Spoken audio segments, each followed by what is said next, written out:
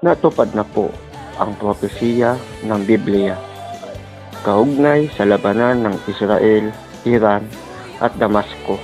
Nakakakilabot talaga ang mga propesiya ng Biblia dahil isa-isa na nangyayari at natutupad. Sahin po natin dito sa Isaiah chapter 17 verse 1. Ang hula tungkol sa Damasco. Narito ang Damasco ay naalis sa pagkabayan at magiging isang buntong ginto.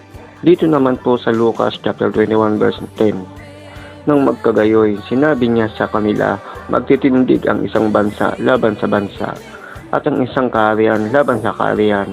Mga kapatid, dapat tayo maniwala sa salita ng Diyos hanggat maaari tayo po magbalik loob sa Kanya. Malapit na po tayo sa huling araw dahil babalik na ang ating Panginoong Hesus dito sa lupa.